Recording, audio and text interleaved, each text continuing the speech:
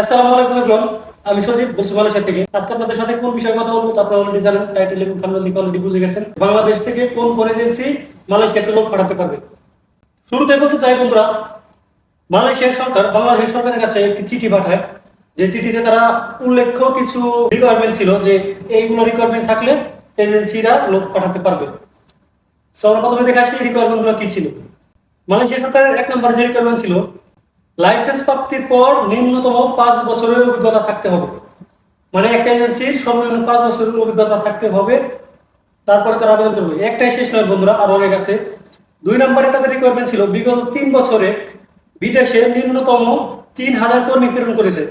3 নম্বর শর্তটা ছিল বিগত 5 বছরের মধ্যে অন্তত 3টি ভিন্ন ভিন্ন গন্তব্য দেশে কর্মী প্রেরণ ও কর্মসংস্থানের অভিজ্ঞতা থাকতে হবে। 4 নম্বরে ছিল প্রশিক্ষণ, মূল্যায়ন, নিয়োগ ও বিশেষ কর্মসংস্থানের বিষয়ে বাংলাদেশ সংশ্লিষ্ট সরকার কর্তৃক রিক্রুটিং এজেন্সির অনুকূলে বৈধ লাইসেন্স থাকতে হবে। তার মানে হচ্ছে বৈধ লাইসেন্স থাকলে তারাই শুধু মালয়েশিয়াতে লোক পাঠাতে পারবে।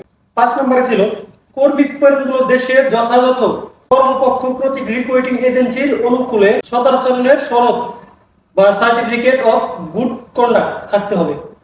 6 নম্বরে ছিল এজেন্সির বিরুদ্ধে জবরদস্তিমূলক ভাবে শ্রমে নিয়োগ, মানব পাচার, শ্রম আইন লঙ্ঘন, জোরপূর্বক অর্থ আদায়, অর্থ পাচার বা অন্য কোনো আর্থিক অপরাধ এবং অর্থনৈতিক কর্মকাণ্ডের সাথে জড়িত থাকা যাবে না, এমন সার্টিফিকেট তাদেরকে দিতে হবে। 7 নম্বরে ছিল সামগ্রিক সুবিধা দিক সহ রিক্রুটিং এজেন্সির নিজস্ব প্রশিক্ষণ ও মূল্যায়ন কেন্দ্র থাকতে হবে। তার মানে হচ্ছে যে এজেন্সি মালয়েশিয়াতে লোক পাঠাবে তাদের নিজস্ব ট্রেনিং সেন্টার থাকতে হবে।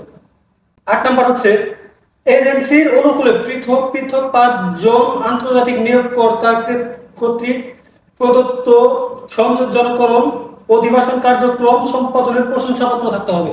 এর মানে হচ্ছে বিভিন্ন দেশের 5 জন রাষ্ট্রদূতের 5 জনের সনদ লাগবে, তারা সিগনেচার করবে যে হ্যাঁ এই এজেন্সিগুলো ভালো, এরকম 5 জনের এজেন্সির সিগনেচার লাগবে।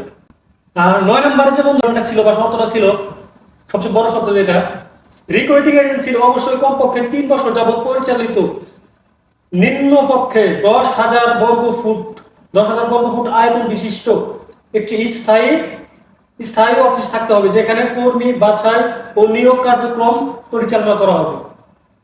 এইবার বলি, এই শর্তগুলো পূরণ করার পরে বাংলাদেশের কোন এজেন্সি কাজ পাবে। আমার মতে বাংলাদেশের সর্বোচ্চ হলে 5 থেকে 7টি এজেন্সি কাজ পেতে পারে।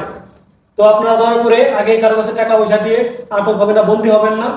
আপনারা যে পর্যন্ত বাংলাদেশের কোনো জাতীয় টেলিভিশনে নিউজ না আসে যে হ্যাঁ এই 5টি এজেন্সি কাজ পেয়েছে, তারা মালয়েশিয়া লোক পাঠাতে পারবে, তার আগ পর্যন্ত আপনারা কেউ দালালের কাছে টাকা পয়সা দিবেন না।